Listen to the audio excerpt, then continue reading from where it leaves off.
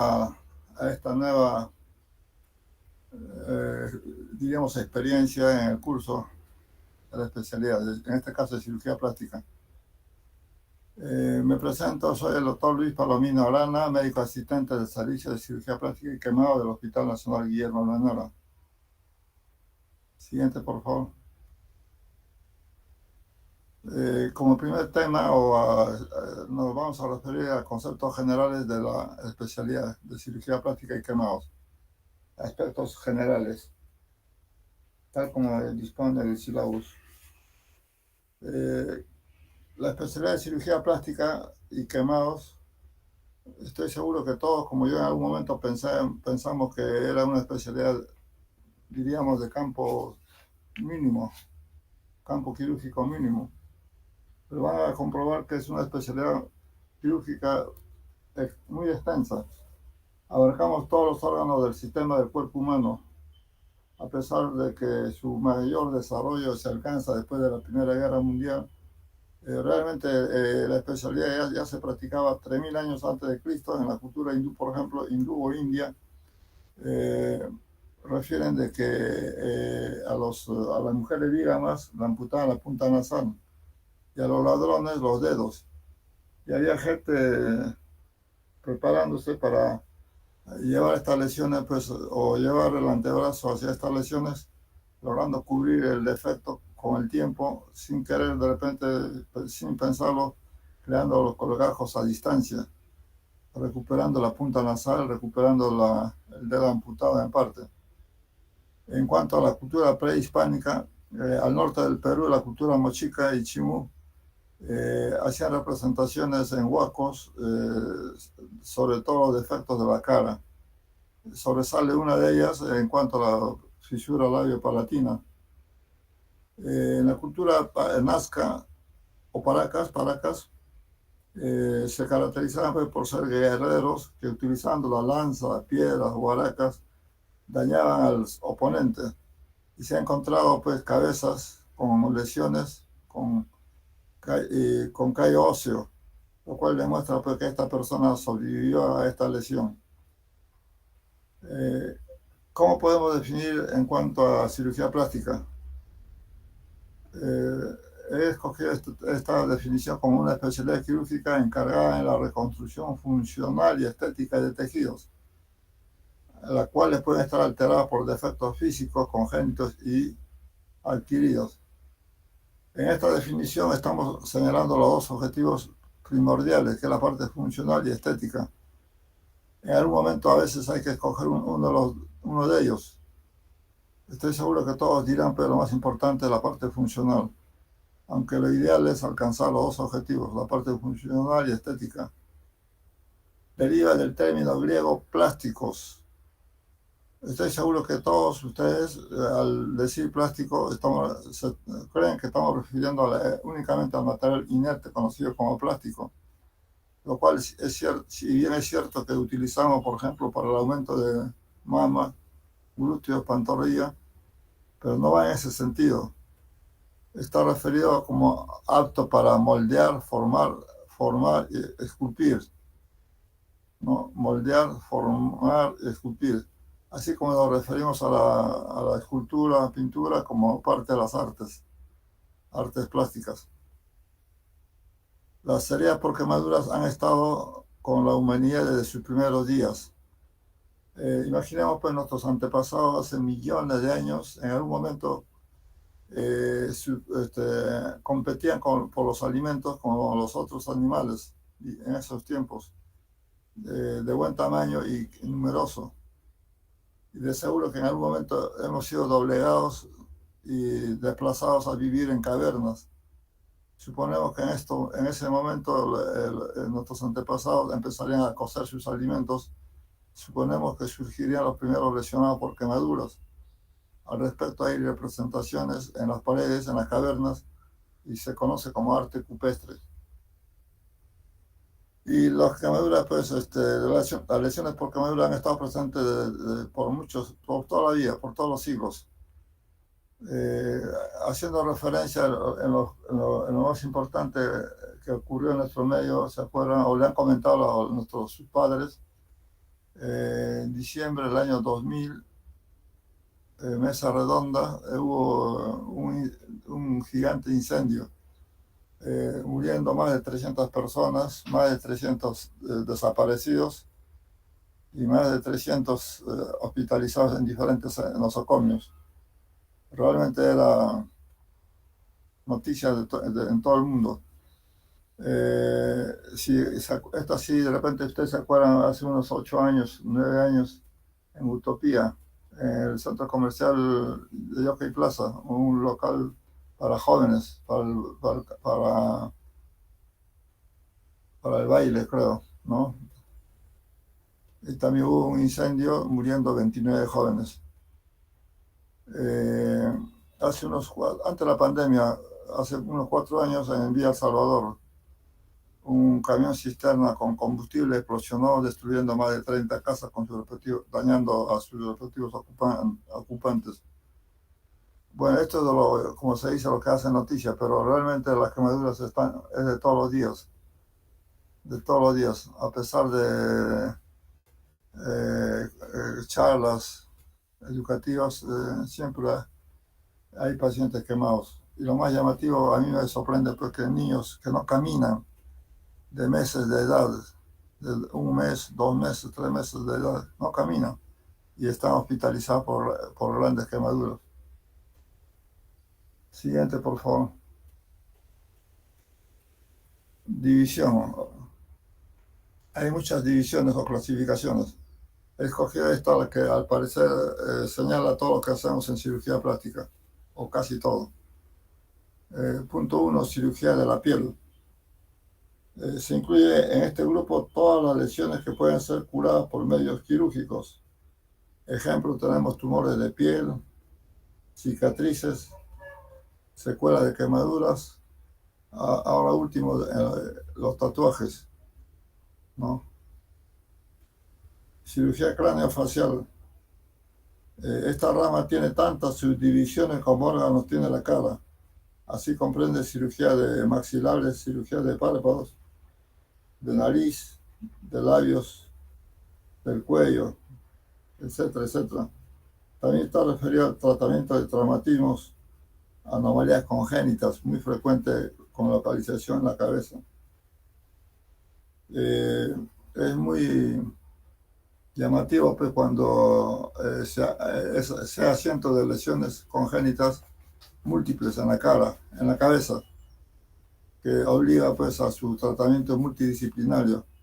Y muchas de estas anomalías inclusive no se pueden tratar en el Perú, tenemos que derivar a México o Estados Unidos. Y va a ser motivo también de una clase. Ejemplo de ello tenemos el síndrome de Upper, Crusoe, Treacher-Collins, etcétera, etcétera. Punto 3, cirugía de la mano. En este grupo se tratan todas las lesiones que pueden ser corregidas por medios quirúrgicos. Ejemplo, tenemos reconstrucción de dedos.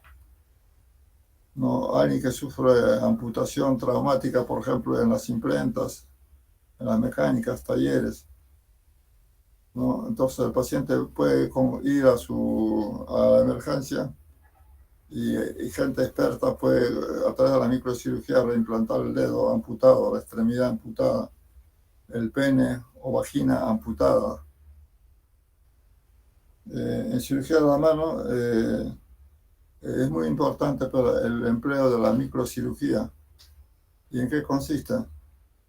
Consiste en el empleo de un microscopio de instrumental de punta fina y de un personal altamente entrenado, que son capaces de unir vasos tan pequeños, menores de 1 milímetro de diámetro.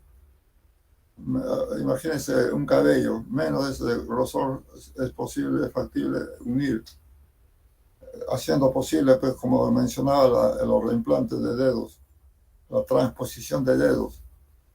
Los colgajos libres, ejemplo de colgajo libre puede ser el gran dorsal, con su respectivo vaso, es desplazado hacia la pierna para cubrir un defecto en el caso de una fractura expuesta de la tibia, por ejemplo. Es posible también, como mencionaba, el reimplante del pene, vagina amputada, o que hubo necesidad amputar por causa neoplásica o traumática. El punto 4, cirugía de los órganos genitales. Está referido pues a la cirugía con localización en genitales externos. Hoy por hoy pues es posible reconstruir vagina, pene, que haya sufrido amputación traumática o amputación de causa neoplásica. Se puede hacer el cambio de sexo también, o sea, el transexualismo. Lo que no está referido es a, diríamos, hábitos o costumbres como lesbianismo, homosexualismo, el travestismo. Ustedes saben que el travestismo se refiere a la persona que le gusta utilizar la ropa del sexo opuesto. Repite, estos tres últimos no es campo de cirugía plástica. Cirugía de tronco y extremidades. Está referida para el tratamiento de lesiones localizadas en el tronco y en las extremidades. En el tronco, imaginemos pues un varón joven, adolescente, con la región glandular desarrollado.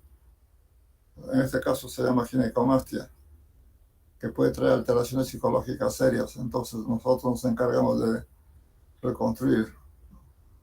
En las damas con mamas hipertróficas, o sea, la gigantomastia. Entonces hacemos la reducción del volumen mamario. O aquellos que tienen hipoplasia mamaria, o sea, mamas pequeñas. Hacemos el aumento correspondiente, ya sea empleando la prótesis, ya sea empleando el gran dorsal. Aquellas damas que por neoplasia de mamas han sido amputadas. Entonces podemos crear la mama utilizando también el gran dorsal o utilizando el colgajo transverso, recto y transverso, o sea, el TRAM. No, otra lesión frecuente en el tronco es las espinas bífidas, o sea, cuando hay comunicación del conducto raquídeo hacia la parte exterior. Entonces, hay un saco herniario a ese nivel y tenemos que cubrir el efecto con partes blandas lo más precoz, o sea, a las pocas horas de nacido. En fin, las úlceras por presión también es frecuente, sobre todo a nivel sacro. En cuanto a las extremidades, frecuentes son las fracturas expuestas. Muy frecuentes las quemaduras con localización en extremidades. Frecuente los linfedemas. En fin, toda la patología, repito, que está referida al tronco y las extremidades, es campo también de cirugía plástica. Y no por ser menos importante, lo menciono al final, la cirugía estética o cosmética. Hoy por hoy, pues, el paciente joven, varones inclusive, solicitan su mejoramiento de su aspecto facial. Nos dice, doctor, gracias, porque tengo cicatriz en la cara, o porque tengo una nariz prominente o una oreja prominente, no consigo trabajo o no ascenso, no soy propuesto a un ascenso, ¿no? Lo cual pues le trae alteraciones no solamente psicológicas, sino también económicas, social. Entonces nos vemos ya en la necesidad de cubrir esa necesidad, como repito, ya no como antes, solamente a una élite y sobre todo damas pudientes. Hoy por hoy ya creemos que es una necesidad para darle esta oportunidad de mejoramiento del contorno corporal a todo aquel que lo solicite. En conclusión, como ven, la especialidad de cirugía plástica y quemados es bastante amplio, abarcamos todos los órganos y sistemas del cuerpo humano. Como ven, no hay lugar donde no tengamos acción. O sea, no es tan pequeño como pareciera. Es bastante amplio. Siguiente. Antes de continuar, un repaso breve de anatomía de la piel, ¿no? Que ustedes lo han revisado en histología, anatomía patológica, dermatología, ahora poco, ¿no? Ahí pueden ver los tres componentes de la piel, la epidermis, dermis y hipodermis. Hacia arriba, donde está la epidermis, pueden ver unas por favor, puede señalar que la doctora, no, esas ondas, las ondas exactas, hay que ese, no, no, hay nada más que ese, doctorito. ¿Qué es? Ya, eso es importante de reconocer, la capa basal, la primera capa de la epidermis que está sobre la membrana basal. Pueden reconocer que son células cilíndricas con núcleo basal. Estas células se llaman queratinocitos, queratinocitos. Y en la unión de varios queratinocitos están los melanocitos. Melanocitos. Ustedes saben que los melanocitos tienen prolongaciones dendríticas que van hacia la superficie, hacia la capa córnea, ¿no? Y a través del cual pues desplaza la melanina. El color moreno del ser humano no se debe no se debe a la cantidad de melanocitos que tenga, sino a la cantidad de este pigmento llamado melanina. La raza morena tiene una mayor producción de esta melanina. Entonces, reconozcamos la capa basal, ¿no? La siguiente capa, ¿alguien sabe cómo se llama? Capa de Malpighi, ¿no? O capa, sí, capa de Malpighi o espinosa. Son varias capas de forma estrellada, poliédrica, con núcleo. La siguiente se llama capa granulocítica, la tercera capa, porque tiene citoplasma gránulos.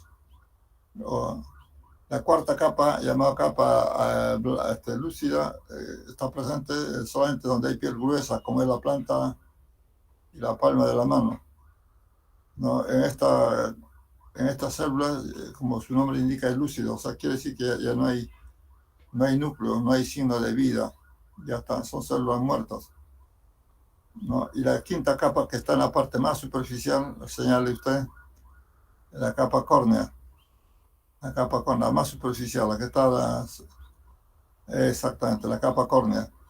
No, está formada por células muertas que se desprenden continuamente.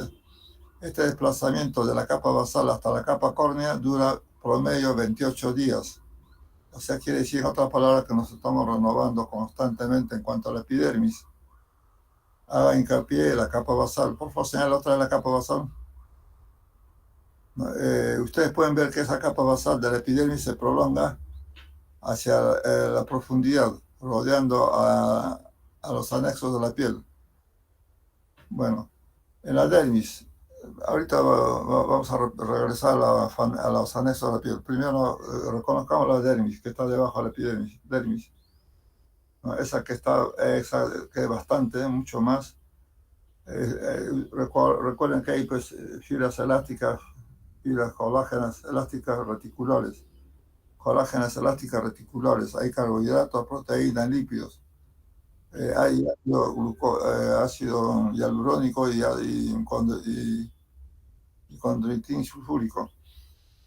Hablemos de ácido hialurónico. ¿Cuántas veces no han escuchado que quieren aplicarse a algunos que quieren disimular sus arrugas en la cara, sus pliegues naturales? Imaginemos yo estoy tocándome la región frontal, un pliegue de dirección horizontal, ¿no? Quiero disimular, simplemente aplico ácido hialurónico, pero en la dermis, porque es el lugar natural.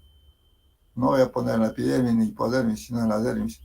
Bueno, ¿qué más veo en la dermis? Veo estos vasos. Señales que está de color rojo, los vasitos, venas y terminaciones nerviosas. Importante, ¿no? Vasos, sea de tipo arterial, venoso, linfático y terminaciones nerviosas. Más a la derecha es lo más importante. Exactamente. Hay que ese, por favor. Eso se llama folículo piloso, ¿no? A los lados están las glándulas sebáceas y sudoríparas, más conocido también como anexos de la piel o faneras. Hago hincapié, ¿por qué? Porque ahí pueden ver que la capa basal de la epidermis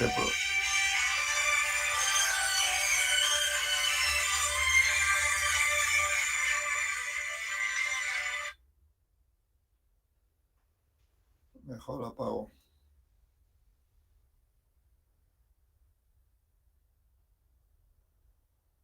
Disculpen. Así hincapié pues, que las faneras o anexos de la piel tiene su capa basal, ¿no? Que no viene a ser solamente la prolongación de la capa basal de la epidermis, es la misma. Y por último, hacia abajo, donde está el puntero rojo, ven eso es grasa, ¿no? Grasa. Ustedes saben que su unidad fundamental es los adipocitos. La unión de adipocitos forma lobulillos, y la unión de lobulillos forma lóbulos.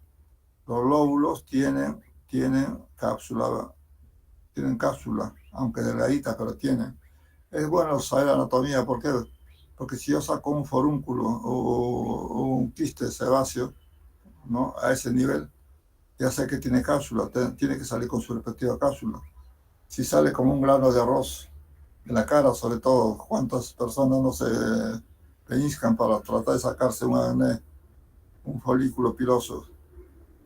Sale como un granito de arroz, pero si no sale la cápsula, esta persona continúa produciendo grasa, y en este caso ya contaminado o infectado. Bueno, vamos a ver, todos miren hacia la epidermis. Ya, ahí quedemos. Vamos a explicar con 4 casos clínicos, ¿no? Para entender lo que quiero llegar a la epitelización. 4 casos clínicos. Imaginemos una quemadura de primer grado.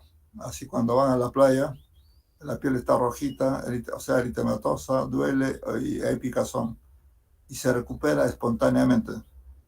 Vulgarmente decimos que nos despellejamos y luego aparece nueva piel y lo recupera en 5 días. No, otro ejemplo sería las úlceras por presión grado 1. Úlceras por presión grado 1. Se hospitaliza a un paciente, no le piden que se movilice en la cama. Al día siguiente vamos a encontrar el área que está en presión continua, rojo, con dolor. Entonces estamos frente a una úlcera por presión grado 1. Otro ejemplo, tercer caso clínico, una discusión de pareja de enamorados. Uno de ellos le araña la cara, creando una lesión que se llama escoriación superficial. O sea, la lesión está ubicada también en la epidermis. O voy caminando y me caigo sobre las rodillas y me causa herida en la rodilla. Estoy frente a una abrasión superficial. Estos 4 casos clínicos, la localización está a nivel de la epidermis. Se recupera espontáneamente por anoten, repitelización. Repitelización gracias a la capa basal de la epidermis. Gracias a la capa basal de la epidermis. ¿No? O sea, lesiones de la epidermis de los 4 mencionados, gracias a esa capa basal, o sea, esas ondas del mar, como las olas del mar que estamos viendo, que es la capa basal, gracias a esa capita se recupera el paciente espontáneamente. Inclusive estos 4 casos clínicos como pueden ser tratados ambulatoriamente por el médico general, no necesita el especialista. Bueno, pero puede haber lesiones con mayor profundidad hacia la dermis. Todos miren hacia la dermis. No, señale usted la dermis, por favor. Ya, entonces haga una horizontal. Excelente. Ya, imaginemos esa horizontal. Ahí nomás que la lesión está a nivel, puede ser tercio superior, tercio medio. ¿No? Y en ese corte, ¿qué pasa? Vaya más a la derecha, por favor. Ahí corta también el pelo a ese nivel, pero gracias a esa capa basal que rodea a los anexos de la piel, gracias a esa capa basal, también se recupera espontáneamente el paciente. Pero en este caso dura de 1 semana a 2 semanas. 1 a 2 semanas, y este proceso de recuperación también se llama repitelización. Entonces la repitelización es gracias a la capa basal, pero que rodea los anexos de la piel. Cada uno de estos puntitos se convierte en fuente de epitelio, y se ve macroscópicamente. Imagínense cada uno de ustedes en el dorso de la mano, con un lapicero, hágase un punteado así, puntitos cerquita unos a otros. En esa forma se ve estos islotes, se llaman también islotes epiteliales, o también conocidos como botones epidérmicos, que como mencionaba se convierten en fuente de epitelio cubriendo el defecto en 1 o 2 semanas por repitelización. Ejemplo de casos clínicos, puede ser una quemadura de segundo grado. Entonces, la quemadura de segundo grado puede ser superficial y profundo. Entonces, la lesión está justamente en la dermis. El paciente se va a recuperar gracias a esa capa basal, quemadura de segundo grado. ¿Cómo reconocemos la quemadura de segundo grado? Mis alumnos del grupo de práctica ya saben. Yo creo que todos ya estamos entrando a los casos clínicos de nuestra especialidad. Entonces, ¿cómo se manifiesta el segundo grado? De color rosado, y hay flictenas, hay dolor, ¿no? Y ya sabemos que esto repitaliza en 1 o 2 semanas. Otro caso, úlcera por presión grado 2. Úlcera por presión grado 2. Reconozco también porque hay eritema, y, hay flictena y hay dolor. También se recupera por repitalización. El mismo caso de los enamorados, ¿no? Un arañazo en la cara, en el cuerpo, pero un poquito más profundo, que llega a la dermis. Se llama abrasión o escoriación profunda. O yo me puse como ejemplo, camino en la calle, me lastimo, me lesiono la rodilla, pero la lesión que sea más profunda, hacia el nivel de la dermis, se llama abrasión profunda. En estos 4 casos clínicos, repito, ocurre la repitelización gracias a la capa basal que rodea los folículos de la piel, a los anexos de la piel. Bueno, pero puede haber lesión hasta la grasa. Imagínense, pues, salgo a la calle, un amigo de lo ajeno me espera con una chaira y me hace el corte respectivo de epidermis, dermis hasta la grasa, ¿no? Ese es un caso. Otro caso podría ser que el cirujano general necesite abordar, pues, al apéndice, o sea, una apendicectomía. Tiene que abordar la pared, todo el espesor de la pared abdominal. O el traumatólogo, imaginemos que hay una fractura de la tibia, del fémur, y tiene que abordar, llegar hasta ese hueso, haciendo una incisión de la piel hasta el plano óseo. ¿No? Vean tantos casos donde hay compromiso de los 3 componentes de la piel. En ese caso ya no está indemne la capa basal, ¿no? Entonces, por favor, haga el trazo de arriba hasta abajo. Imagínense esa herida en ese sentido, completo. Entonces, como no hay capa basal indemne, ¿no? Entonces ocurre en este caso la cicatrización. Cicatrización. Entonces, vean, pues, dos términos ya. El primero es nuevo para ustedes, la repitalización. El segundo también ya conocían, pero ya ahora van a saber con fundamento en qué consiste la cicatrización. Siguiente, por favor. Es un resumen de lo que hemos conversado hoy día en referente a anatomía de la piel. Siguiente. Y funciones.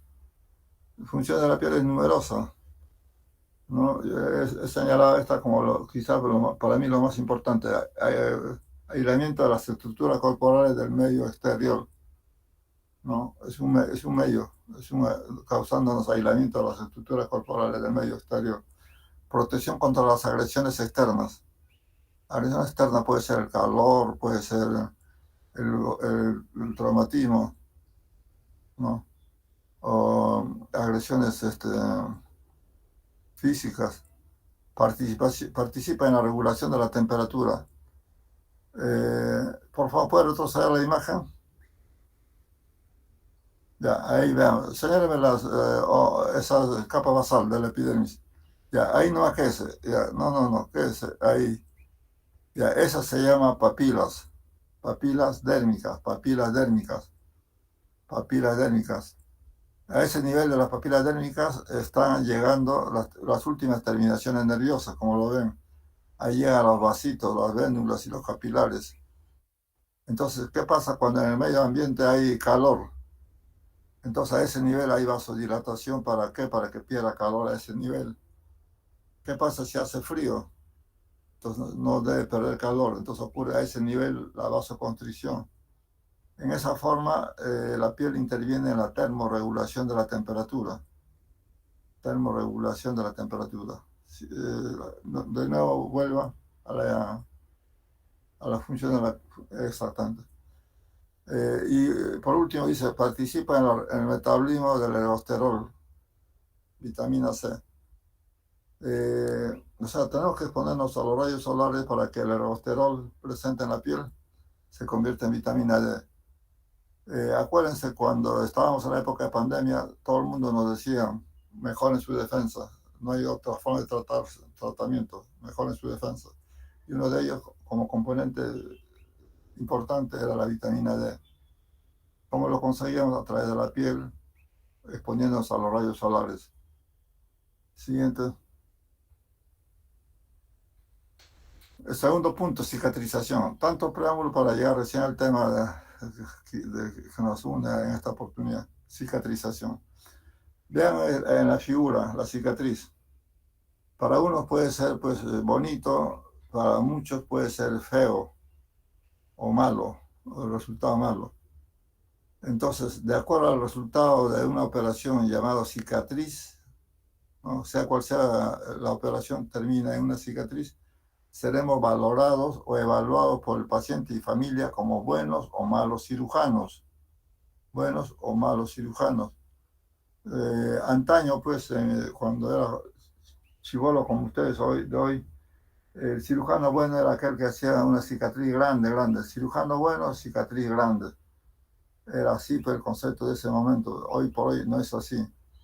No, buen cirujano es aquel que hace una cicatriz mínimamente invasiva. Hoy por hoy una cadera se puede operar a través de una incisión de 7-8 centímetros máximo. Una laparoscópica en el abdomen, 3 incisiones bien pequeñas, menos de 1 centímetro cada uno. Igual un apéndice, igual una histerectomía.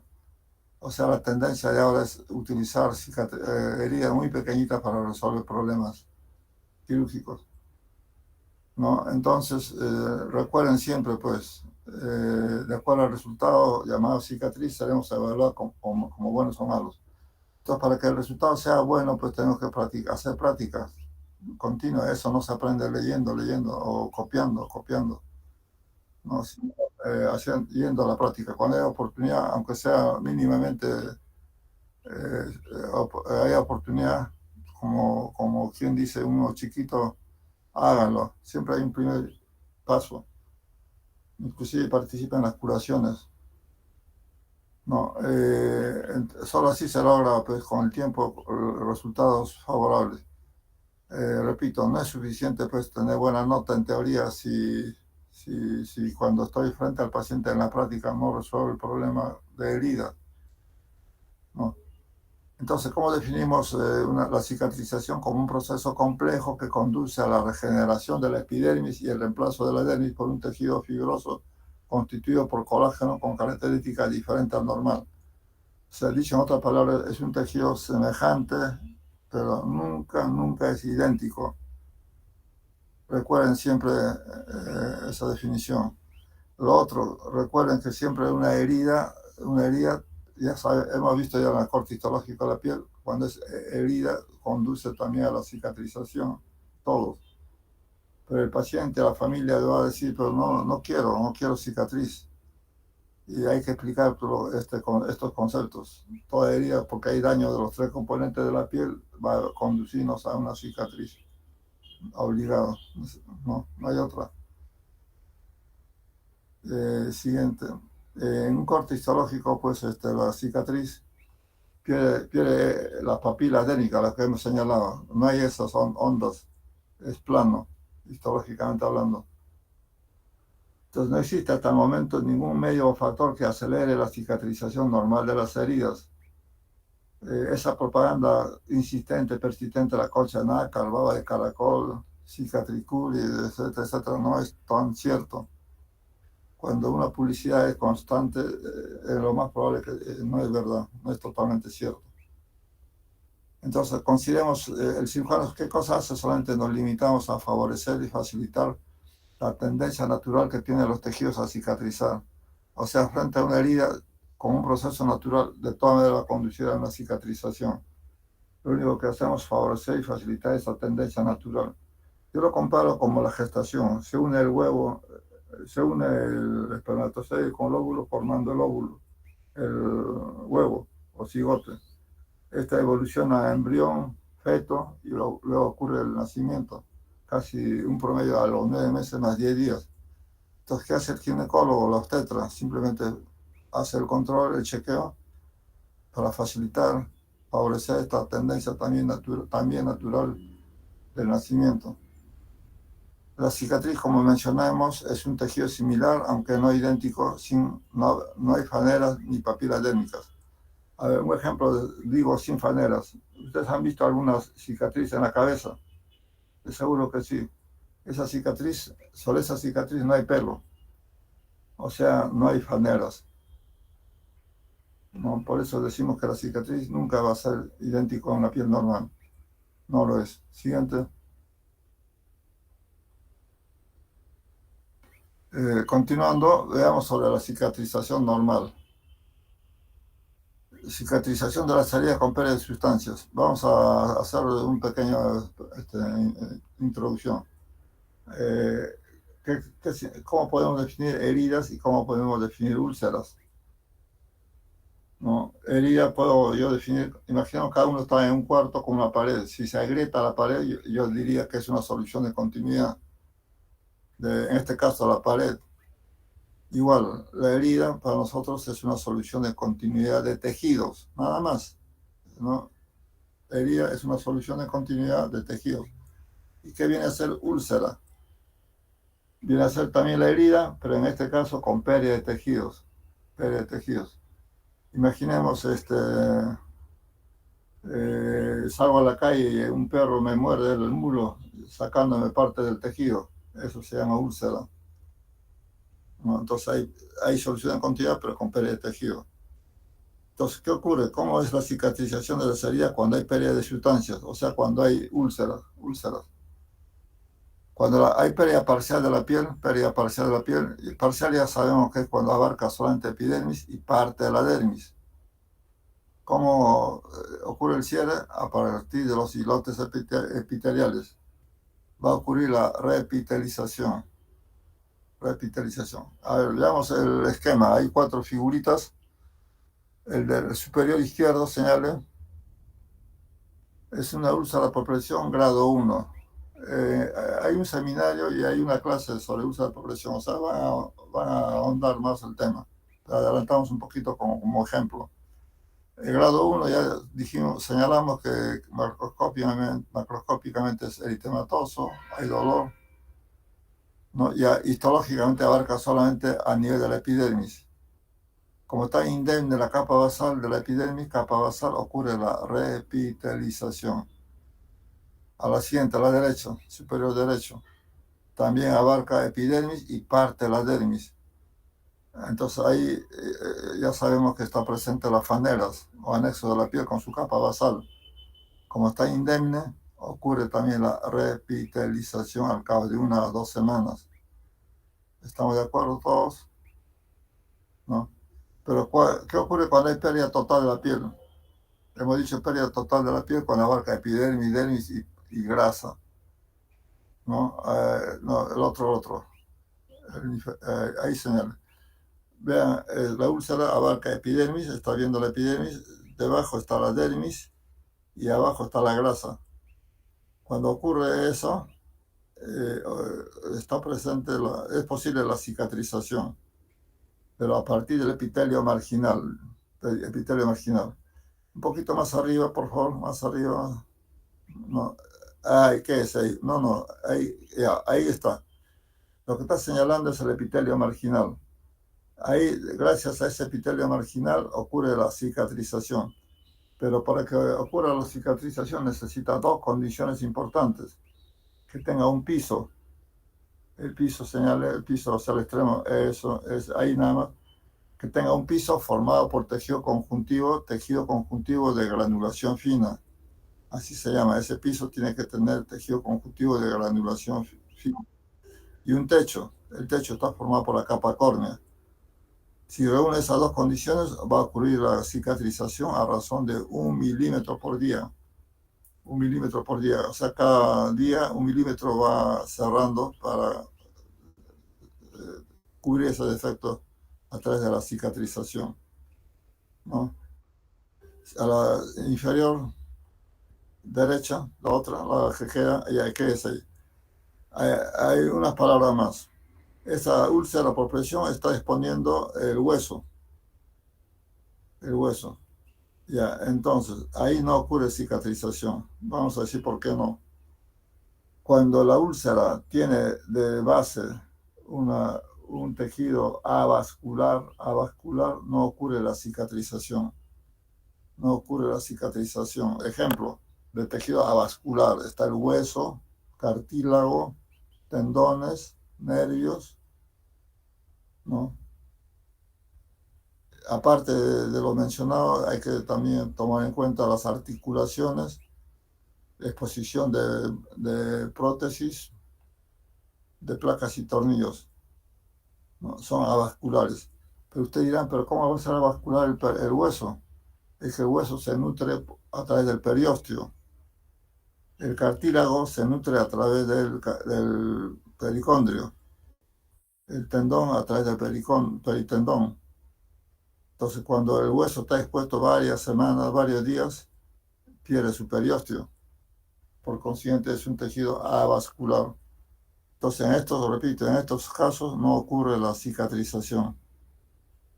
Entonces, ¿qué queda para resolver el problema, la patología? Es solamente el empleo de colgajos. El empleo de colgajos. Siguiente. ¿Cómo ocurre la cicatrización de las heridas sin pérdida de sustancias? Sin pérdida de sustancias. Vamos a poner dos ejemplos. Como ya mencioné, salgo a la calle, el amigo del ajeno con una chaida, una chaveta, nos hace un corte, abarcando los tres componentes de la piel y que necesite la sutura respectiva, como en este caso. El otro ejemplo es el cirujano general para abordar el apéndice, la vesícula, la asa intestinal, ¿no? O el traumatólogo para llegar al hueso. O sea, cualquier cirugía que abarque los tres componentes de la piel, ¿no? Entonces vamos a ver cómo ocurre la cicatrización de estas heridas sin pérdida de sustancia. Siguiente. Solamente con fines didácticos se divide en tres etapas o estadios o periodos, ¿no? El primer paso, periodo de inflamación, ocurre en las primeras 24 horas a 5 o más días. 24 horas a 5 o más días. El segundo periodo de proliferación celular, dura de 4 a 14 días, y el tercer estadio o periodo, llamado de maduración o remodelación, que alcanza un año.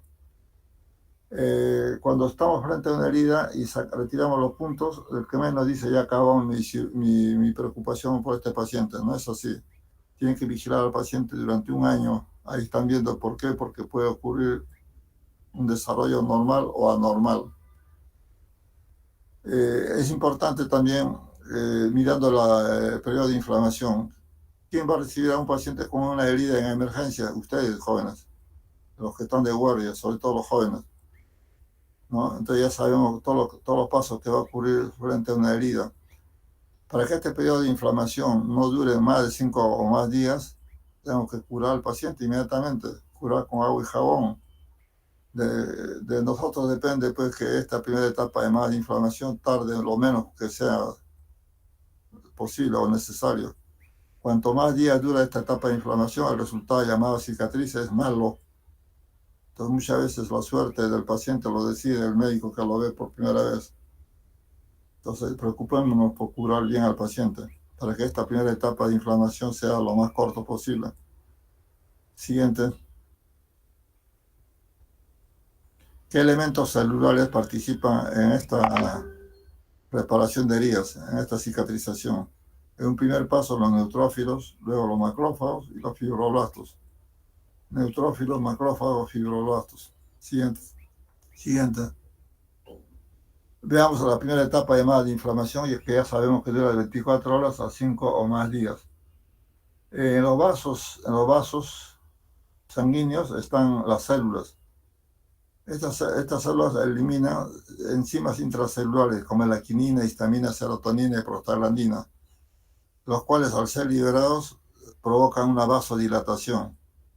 La vasodilatación, ¿qué provoca? Aumento de la permeabilidad capilar, o sea, permite que pase del vaso hacia el intersticio, hacia el tercer espacio, un exudado. No, al decir exudado quiere decir que está pasando proteínas, está pasando células, sobre todo los macrófagos, perdón, los polimorfos nucleares. Entonces estos polimorfos nucleares se dirigen al salir de los vasos hacia el tercer espacio, se dirigen hacia la herida, migran hacia la herida. ¿Con qué fin? Con el fin de cumplir dos funciones importantes, la de fagocitar bacterias, cuerpos extraños, células muertas, elementos extraños, detritos, etcétera, etcétera, y también la de eliminar sustancias proteolíticas. Esas dos funciones provocan la fagocitosis y eliminan sustancias proteolíticas con el fin de ¿qué? De retirar de esa herida bacterias, cuerpos extraños, detritos. Siguiente. Entonces estos polimorfos nucleares se cansan, funcionalmente hablando, y son reemplazados poco a poco por los macrófagos, que continúan con la misma función de los polimorfos nucleares.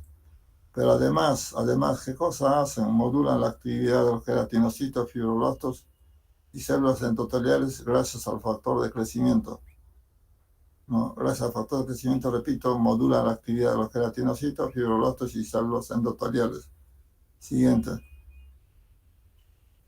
Vamos a ver este corte histológico para explicar. A nivel de la epidermis, ahí pueden ver la epidermis, o antes que nada ven la herida. La herida está con coágulos, detritos, cuerpos extraños, bacterias y células muertas. Así sea el bisturí, así sea un instrumento cortante, muere en ese trayecto, en esa herida, millones de células que se convierten ya en cuerpos extraños. Entonces, repito, en nuestra función como futuros médicos emergenciólogos también es eliminar toda esta sustancia con agua y jabón. Pero de todas maneras va a quedar algo, y ese algo va a ser resuelto por el organismo. Entonces, mencionaba que a nivel de la epidermis, ¿qué cosa ocurre? Ahí pueden ver la epidermis, ocurre más a su derecha, es aplanamiento, alargamiento o elongación, que es lo mismo, de las células, con el afán de cerrar esa área cruenta, con ese afán de cerrar el área cruenta. No ocurre mitosis celular, no hay mitosis celular. A nivel de la dermis, ahí pueden ver, a nivel de la dermis hay aumento de fibras colágenas gracias a los fibroblastos. Ahí pueden ver los vasitos, esos dos capilares, esos vienen de la profundidad, ¿no? Entonces, los neutrófilos ya cumplieron sus dos funciones, fagocitar y eliminar sustancias proteolíticas, y luego son reemplazados por los macrófagos, que también cumplen la misma función, pero además que señalamos, eliminan factores de crecimiento. Siguiente, por favor. La segunda etapa de proliferación, que dura de 4 a 14 días, aquí descienden los macrófagos, lo que va a entrar en aumento son los fibroblastos, y estos fibroblastos también empiezan a eliminar factores de crecimiento. Siguiente. En cuanto al epitelio, en esta etapa de proliferación ya ocurre la mitosis celular. Empieza a aumentar el número de capas a nivel de la epidermis. Siguiente. No, entonces, no se olviden, la mitosis celular ya está presente. Siguiente. Utilizando la misma imagen. Entonces, la epidermis están viendo, las células están alargadas, elongadas. Aquí ocurre ya la mitosis celular. ¿Para qué? Para aumentar el número de capas, ¿no? Y en esa forma logran cerrar esa brecha causada por la herida. A nivel de la dermis hay aumento de fibras colágenas gracias a los fibroblastos. Los vasos que están en profundidad se superficializan y luego se anastomosan, se unen con el lado opuesto, ¿no? Eso se llama etapa de inosculación. Siguiente. Y la última etapa es llamada de remodelación o maduración. Es la más larga, ya sabemos que abarca hasta un año. En este caso, la epidermis sigue engrosando, ¿no? En cuanto a la dermis, hay aumento más de fibras colágenas que hacen que los vasos que están presentes en ese nivel se obstruyan, ocurra la suboclusión o oclusión. oclusión o suboclusión vascular, ¿no? De modo que esta acción hace que el color rosado ya se vea blanquecino, ¿no? A nivel de la dermis era rosadito, pero por esta oclusión o suboclusión, por los fibroblastos, perdón, por los fibras colágenas que van en aumento, ya se ve la cicatriz de color blanquecino. Hay contracción de tejido conjuntivo por acción de los fibroblastos, por tanto la cicatriz se deprime, o sea, se hunde un poco. Y hay ensanchamiento de la cicatriz también por elongación del tejido conjuntivo. Vean lo rojo, eso es lo que yo quiero que se acuerden. El resultado de la cicatriz al año normal tiene que ser blanquecino, algo deprimido y ensanchado. Eso es lo más importante para nosotros. No, una cicatriz normal, blanquecina. Ya saben por qué, porque las fibras colágenas causan oclusión o suboclusión vascular a nivel de la dermis. Ahí está algo deprimido y está ensanchado. Eso es lo normal. Siguiente. Si hay un grupo normal, quiere decir que hay otro grupo que no es normal, o sea, es anormal o patológico. Entonces vamos a ver cicatrización patológica de las heridas. Se reconoce dos entidades clínicas importantes, las cicatrices hipertróficas y queloideas. Se dice que tienen un gran parecido histológico, pero clínicamente es diferente y por consiguiente su tratamiento también es diferente. Las cicatrices hipertróficas no son elevadas, eritematosas, causan muy poca molestia, dolor o prurito. Esta es la más importante. Están limitadas a la zona original del trauma, o sea, están localizados. Esa es la gran importancia de las cicatrices. Están localizadas en su área, pero con leve elevación. En cambio, el queloide también está elevado, pero esto sí causa prurito y se extiende hacia la piel sana, más allá del trauma. Invade tejido sano vecino como si fuera un tumor maligno. Es invasivo, cada vez más, abarcando todo el segmento con el tiempo. Siguiente. En la figura, vean, pues, cicatriz hipertrófica, está localizada, solamente está elevada la cicatriz. En la figura queloide, sí ven que está elevado, pero también abarca tejido sano, o sea, invade tejido sano. En la gráfica, la inferior, la curva inferior, no la inferior, exactamente, representa una cicatriz normal. No, ya sabemos que la cicatriz normal de las primeras semanas crece en altura, a partir del cuarto o quinto mes se declina, disminuye su altura, de modo que al año ya es casi plano. Hemos dicho que es algo deprimido, o sea, algo hundido, ¿no? En cambio, la cicatriz hipertrófica, la del medio, esa se eleva poco a poco y luego decrece en altura, pero nunca llega al nivel de la, ¿no? O sea, hay elevación, pero un poco, ¿no? Y la tercera curva representa la cicatriz queloidea. Esta puede aumentar en altura a partir del tercer mes, sexto mes, noveno mes. O sea, no es que todos sean malos desde un inicio. Pueden aparentar ser buenos, pero al sexto mes, noveno mes, reacciona elevando e invadiendo el tejido sano. Y cuando eso ocurre ya no regresiona, se mantiene en altura todo el tiempo. Esa es la queloide. Pasa el tiempo, pasa el año, 2 años y la altura sigue siendo la misma. Siguiente. Siguiente.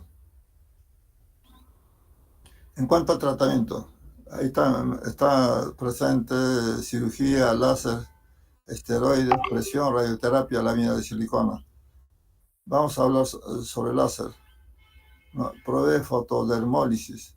Ustedes saben que el láser, pues, no es más que un aparato que provoca quemadura calculado por un aparato llamado computadora, ¿no? Entonces marcamos lo que queremos hacer y la computadora da la cantidad de calor necesario para provocar la quemadura.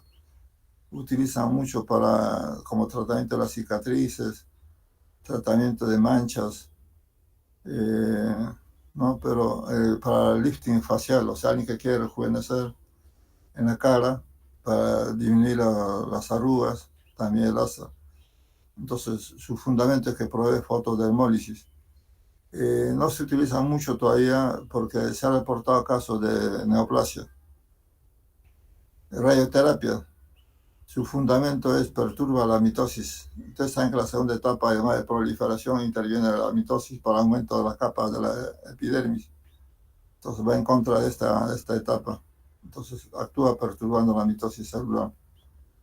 El empleo de lámina de silicona crea ambientes de deshidratación. La lámina de silicona viene a ser como el carnet, que usted tiene carnet universitario, esas láminas de plástico, ¿no? Es como la silicona, ¿no? Realmente también no está comprobado su efecto benéfico. Al parecer es porque esta lámina de silicona se fija con un vendaje. Entonces, al parecer, quien hace el favor a la cicatriz es mejorar su resultado, sea la presión y no tanto la lámina de silicona. Eh, Siguiente, vamos a hablar sobre cirugía. Cirugía, ahí pueden ver el esquema. Lo correcto es sacar la cicatriz dejando borde cicatrizal, dejando borde lesional. O sea, lo lógico es sacar tejido, dejar tejido sano con tejido sano. Pero si hacemos ese paso por lógica, de seguro vamos a encontrar a este paciente de vuelta con recidivas y mucho más extensa la cicatriz que patológica. Entonces dejemos siempre cicatriz con cicatriz y unir luego borde cicatrizal con borde cicatrizal. En eso consiste la cirugía. Si fuera hipertrófica es suficiente, no necesita más procedimiento. Si es queloide hay que agregar un segundo o un tercer agente. El segundo agente puede ser la triamcinolona aplicado inmediatamente o a la semana de triamcinolona. O también emplear la prenda elástica. Una prenda elástica uso continuo durante las 24 horas del día durante un año. Siguiente. Esteroides. Ahí pueden ver el frasquito llamado triamcinolona o comerciante conocido como Kenacor. Consiste en utilizar una jeringa de tuberculina e infiltrar la cicatriz hasta palidecer, hasta blanquear. Esta infiltración se hace, depende del cirujano, puede ser cada 14 o 21 días. La pregunta que nos hacen siempre es ¿cuánto tiempo? Cuando la cicatriz es reciente, por decir a la semana se suturó o 2 semanas, a veces es suficiente una sola vez o dos, pero la mayoría de pacientes vienen después del año. Entonces la infiltración puede tardar también más o menos el año, con una frecuencia, repito, cada 2 o 3 semanas hasta palidecer completamente la cicatriz usando la jeringa de tuberculina. Su fundamento es que potencia la actividad de la colagenasa, reduciendo así el tamaño de la lesión, aplanándola y ablandándola. Es muy bueno el esteroide. De cada 10 pacientes que vemos en el hospital, por lo menos 3 viene a la consulta por su cicatriz patológica, al cual tenemos que aplicar esteroides. Siguiente. Lesión. Vean la figura, una prenda elástica llamada máscara. La siguiente, como corset, con hombros cortos. La siguiente es otra máscara. La siguiente es una muñequera y la siguiente es la tobillera. Depende de dónde esté localizada. Su uso debe ser preventivo o profiláctico. O sea, todo paciente con herida, ya sea por quemadura o cualquier otro tipo de lesión, debe salir de la consulta o de hospitalización con su prenda elástica. O sea, tenemos que no esperar que haya cicatriz patológica para actuar. Debe ser profiláctico, preventivo. Y su empleo promedio es de un año, día y noche, solamente se saca para bañarse o para el cambio de esta prenda. El material empleado casi siempre es de licra.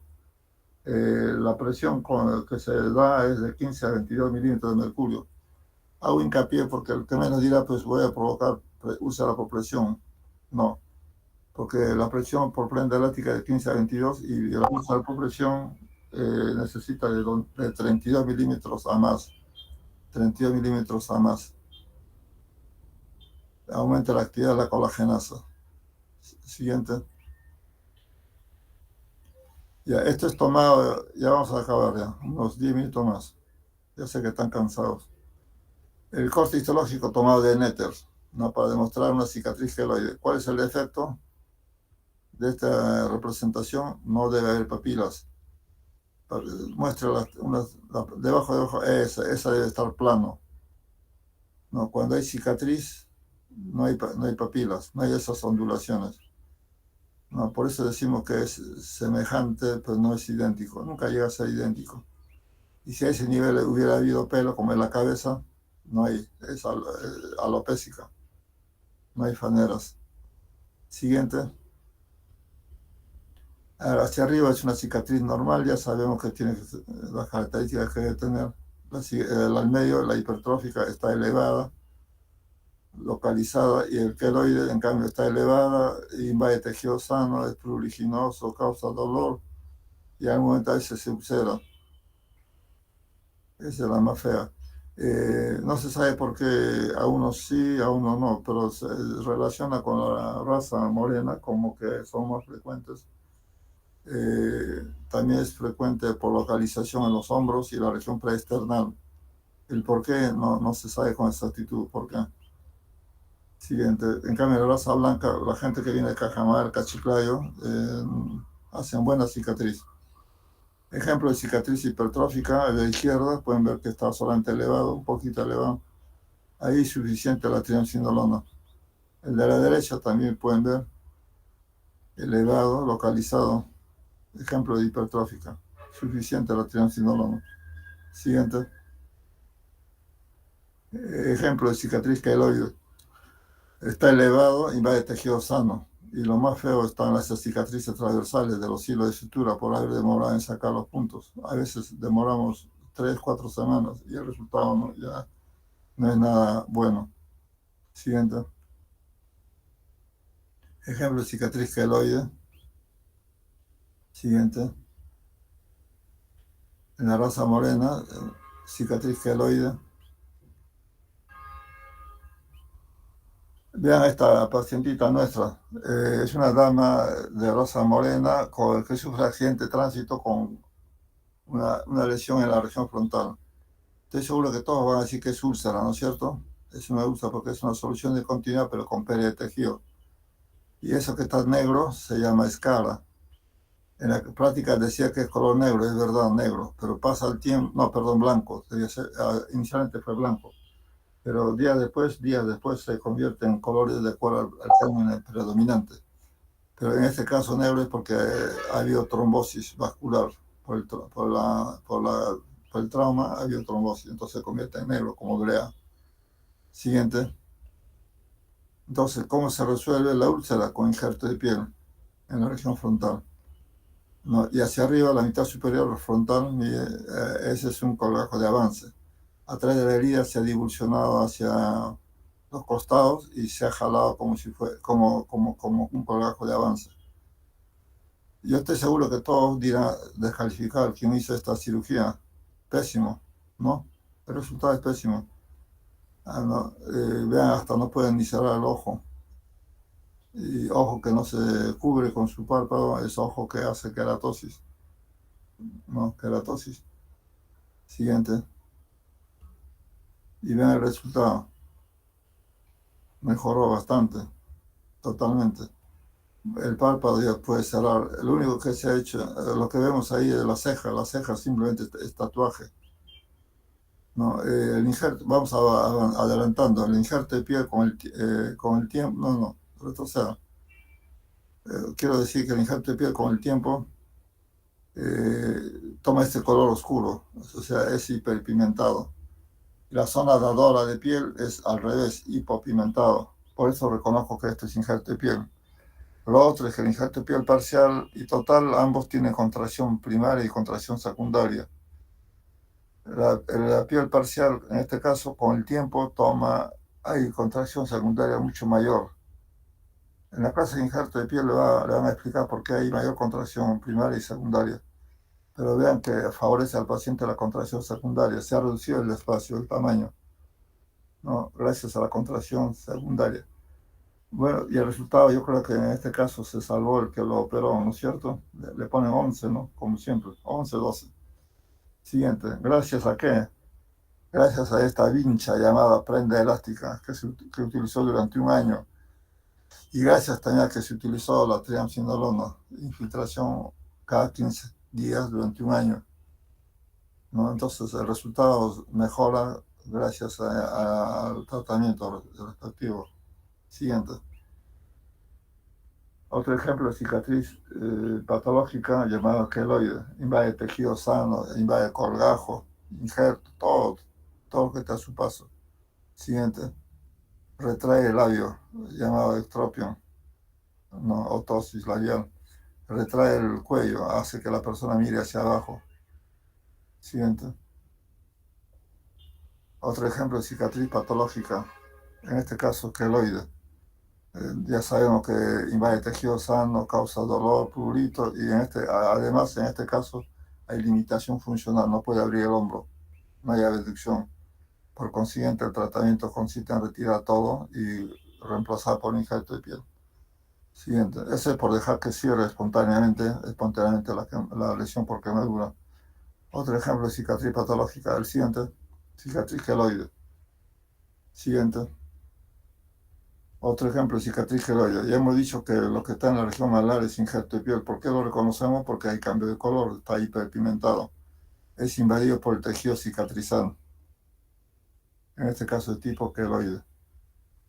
La orejita pueden ver que está ya amputado. Hemos dicho que cartílago o hueso que se expone es elemento avascular. En este caso, cuando se expone el cartílago, no, aunque le den antibiótico, no se salva. La única forma de tratar es a través de una amputación para que no dañe el resto de la oreja. ¿No? El daño se llama pericondritis. Siguiente.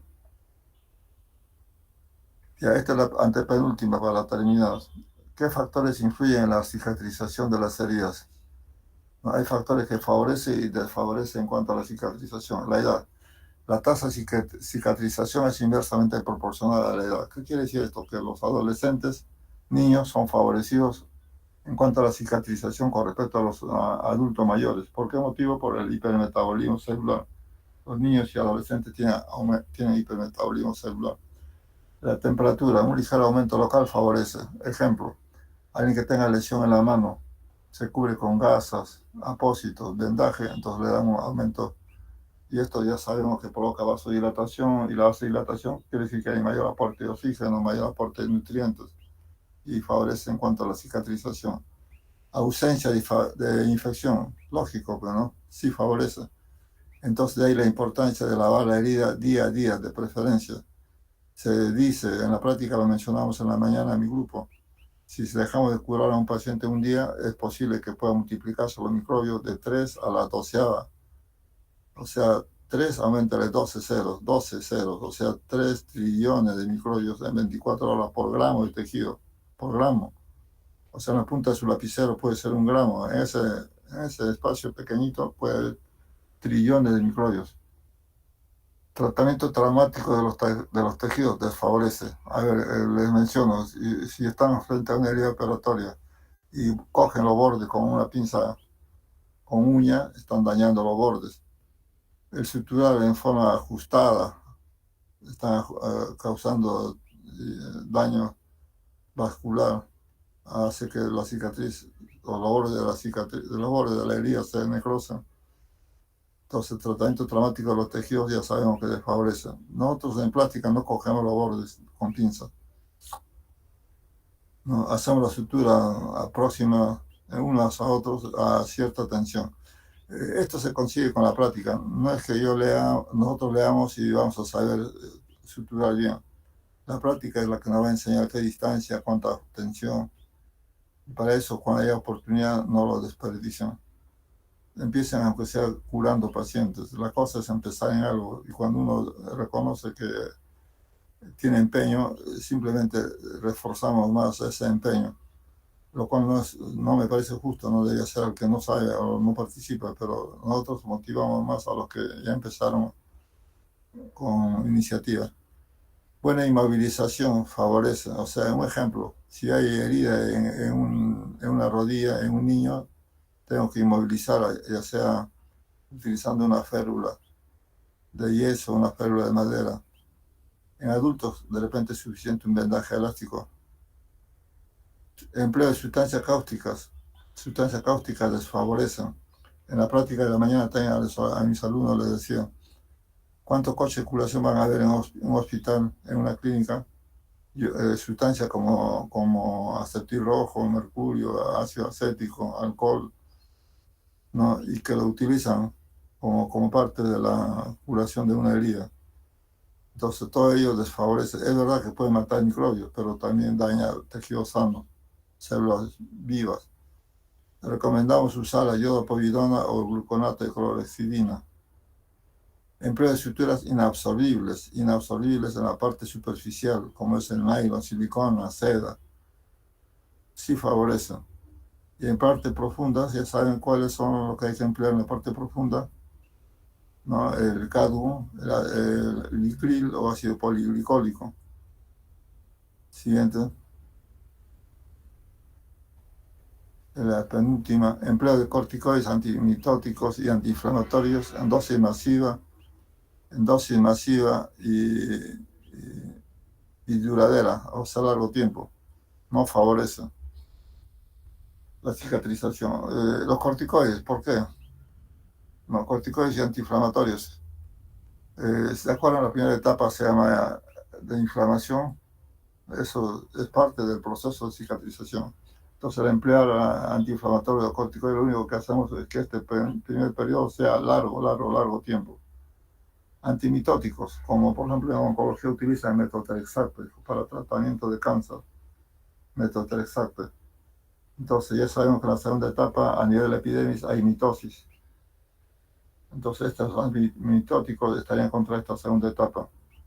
Ausencia de vitamina C. En cirugía general van a ver a todos su postoperable indican vitamina C. ¿Qué hace la vitamina C? Su ausencia impide la síntesis de colágeno.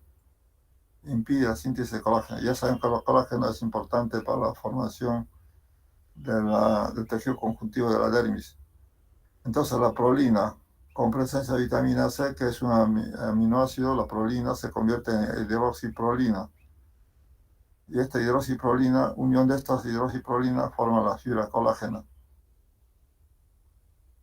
Deficiencia de proteínas. Entonces una persona desnutrida no es favorecida en cuanto a la cicatrización. Ejemplo tenemos la metionina, que es un aminoácido que tiene el radical sulfhidrilo, tiene actividad enzimática para la proliferación fibroblástica. Perfecta coactuación de los tejidos. Favorece en cuanto a la cicatrización. Perfecta coactuación, o sea que los hilos de sutura tienen que estar a cierta distancia, a cierta tensión. Ni muy tenso, ni muy separado. Siguiente, es la última. Incisiones que siguen la línea de tensión de la piel. Incisiones que siguen la línea de tensión de la piel. Un ejemplo tenemos, si usted cada uno se pone frente a un espejo, se va a ver en la frente, por ejemplo, unos pliegues naturales de dirección horizontal. Esos pliegues naturales o arrugas también para los adultos mayores, viene a ser la línea de Langer. La línea de Langer. ¿Y qué viene a ser la línea de Langer? La línea de menor tensión, que es resultado de la contracción muscular subyacente. Resultado de la contracción muscular subyacente. A ver, en la región frontal, repito, debajo de la piel están los músculos frontales de dirección vertical. Entonces, cuando esto se contrae, forma la línea de Langer o arrugas o pliegues naturales, que es por la contracción muscular, se hace evidente, pero en dirección perpendicular a esta contracción muscular, perpendicular. Entonces, una cicatriz, una herida que coincide con ese pliegue o es paralelo, el resultado es buena cicatriz porque hay menos tensión. Ustedes pueden cogerse el labio superior y al lado está la mejilla. Entre ambos hay un surco, el surco nasolabial. Ese surco, no, si coincide, repito, una cicatriz, una herida a ese nivel, la cicatriz resultante casi no se va a ver, ¿no? Porque está escondido en el surco o porque también hay menos tensión. No, la otra forma de sacarse los pliegues, arrugas, es haciendo una mueca o una sonrisa frente al espejo. Entonces, ¿a qué va este tanto comentario que estoy haciendo? Imaginemos que ustedes están en emergencia y ven un paciente con una herida de dirección vertical en la región frontal o oblicua. No, como no coincide con la línea de tensión o línea de Langer, ya tienen que anticipar al paciente o a la familia de que el resultado no va a ser bueno, no es culpa de ustedes, es la culpa de la cicatriz que tiene, perdón, la culpa de la herida que tiene una dirección que no corresponde, que no nos ayuda. No, tenemos que predecir y decir, no va a resultar. Pero si hay un tumorcito, hay un lunar, y ustedes quieren sacar, pues tienen que aprovechar esta línea de tensión. A nadie se le va a ocurrir hacer una herida oblicua o vertical. Tiene que ser de dirección horizontal, coincidiendo con los pliegues de la línea de Langer. Herida con pérdida de sustancia localizada sobre tejido laxo. Tejido laxo, ejemplo, tenemos la mejilla, la pared abdominal, ¿no? El resultado es una cicatriz aceptable, porque es laxo. En cambio, rígido es la piel de la región plantar, la palma de la mano, la piel cabelluda, o sea, la cabeza. Y penúltimo, rayos X. Su empleo perturba en el proceso normal de la mitosis. O sea, que reciben radioterapia o han recibido ya radioterapia como es el cáncer de mama. Cualquier cicatriz, cualquier herida no cierra a ese nivel. O la cicatriz resultante es mala, porque perturba el proceso normal de la mitosis celular. ¿No? Rayos X. Oxígeno. Empleo de la cámara hiperbárica. Crea hiperoxia de tejidos favoreciendo la cicatrización. Y por último, la presencia de enfermedades metabólicas como es la diabetes, discrasias sanguíneas, desfavorecen por completo la buena irrigación tisular y por consiguiente mala cicatrización. En este grupo también va la insuficiencia vascular tipo arterial venoso. No favorece en cuanto a la buena cicatrización. Siguiente y final. Gracias. Preguntas, jóvenes.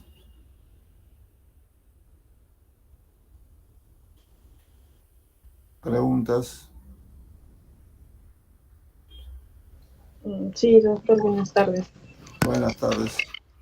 Una consulta, ¿cuál es el momento ideal en este caso para colocar, por ejemplo, los corticoides? Porque usted dijo, creo que si interrumpimos la fase inflamatoria no es buena. No entendí eso, por favor. Ya, estamos de acuerdo. Ya, cuando el paciente ya tiene predisposición heredo familiar, o sea, hay antecedentes, o porque hay localización como es el hombro, en la región external, muchos cirujanos lo hacen el mismo día de la operación. Yo prefiero esperar 2 semanas que cicatrice un poco, saque los puntos y recién infiltro. Me aseguro de que la cicatriz tiene buena tensión, corrobore que está limpio. Ya es criterio de cada cirujano. No, repito, frente a una cicatriz patológica, algunos el mismo día de la sutura lo hacen.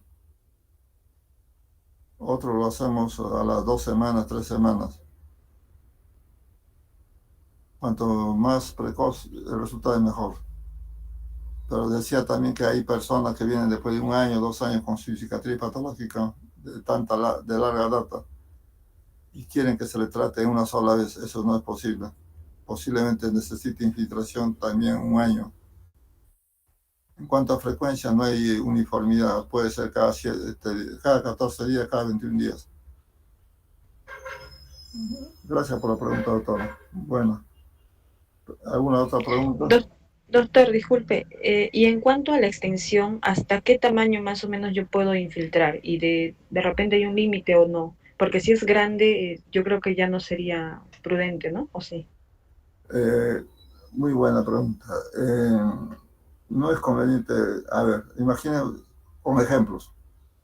Eh, Alguna vez hemos tenido un chupito en la región preesternal, un forúnculo, ¿no? De cosas pequeñas, alguien con las uñas se lo saca.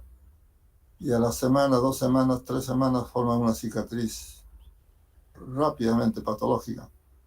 Se hace evidente la lesión. Va a un médico joven, bueno, echamos siempre la culpa al médico joven, puede pasar en cualquier médico, pero bueno, dice médico joven y de provincia, lógica, saca la cicatriz completo. En 3, 4 semanas la cicatriz creció más que un borrador. Al mes, 2 meses crece como el tronco anterior, todo el tronco anterior. Ya no da tiempo para la infiltración, ya lo dejamos ahí, porque también colocar más de un frasco de triamcinolona puede causar ya problemas suprarrenal. Ya depende de cada persona su respuesta. Eh, Preferible actuar oportuna, adecuadamente, pero si ya llegó a un buen tamaño, lo dejamos ahí.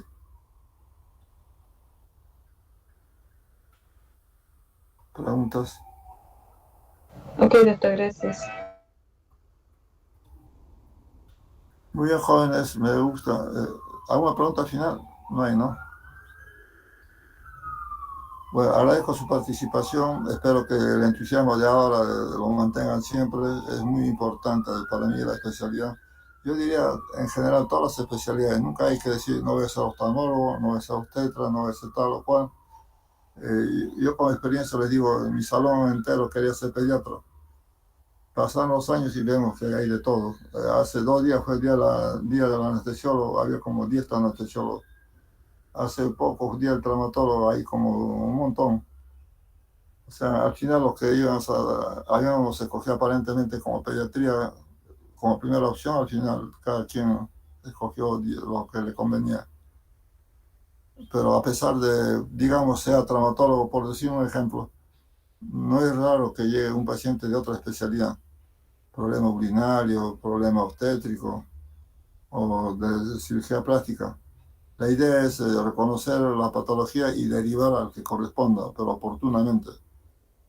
Como ejemplo le diré, por ejemplo, la fisura labial debe ser operado a los 3 meses máximo, o la fisura palatina a los 9 meses, la oreja a los 4 años. Pero llega el paciente a los 15 años, 20 años y le molestamos ahí feamente al paciente. Y feo cuando el paciente dice, doctor, no es mi culpa, mi médico tratante, fulano, sultano, me ha mandado recién. ¿No? Entonces eso fue ya dejadez, decía, no sé qué llamar, cuando derivamos los casos también en forma inoportuna e inadecuada. Nuestra obligación es saber de todo un poco y cuando no está en nuestro alcance, saber derivar también oportunamente. Bueno, conmigo será hasta otro momento. Gracias por su participación.